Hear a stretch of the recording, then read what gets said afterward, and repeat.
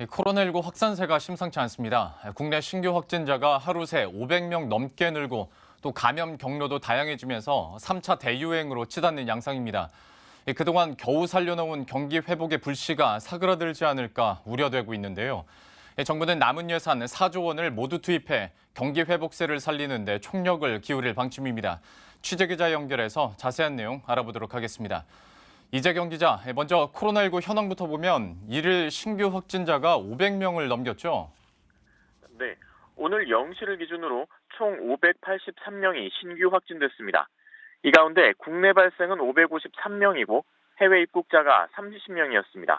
국내 발생 숫자는 지난 2, 3월 1차 유행 시기 마지막으로 500명을 넘어섰던 3월 6일 이후에 8달 만입니다. 2차 유행 당시 정점이었던 8월에 434명보다도 많은 수치입니다. 최근엔 감염 경로도 다양해졌습니다. 아파트 사우나에서 시작된 연쇄 감염이 100명을 돌파했고 에어로빅 학원과 군 훈련소에서도 하루 이틀 사이에 50명이 넘는 집단 감염이 발생했습니다.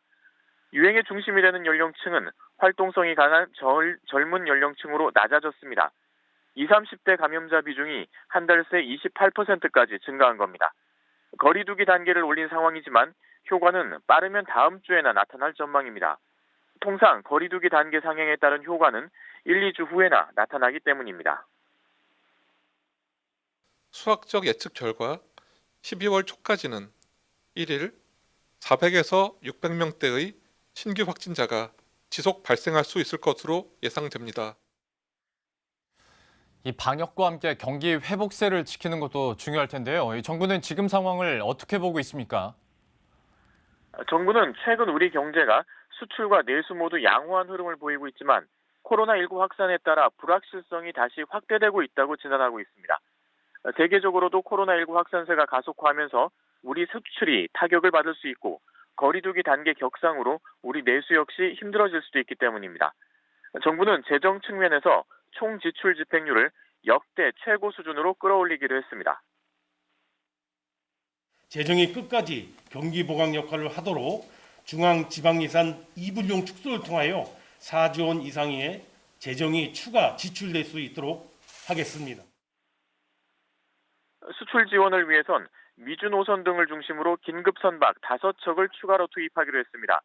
내수 불씨를 꺼트리지 않기 위해선 소비 쿠폰 가운데 외식 쿠폰을 배달 앱에서도 쓸 수 있도록 하기로 했습니다. 코리아 세일 페스타에 이어서 크리스마스 마켓도 실시합니다. 다음 달 19일부터 27일까지인데요. 온라인 행사로 진행하기로 했습니다.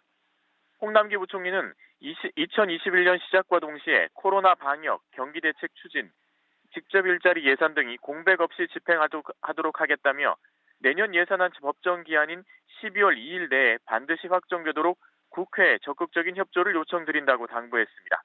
머니투데이 방송 이재경입니다.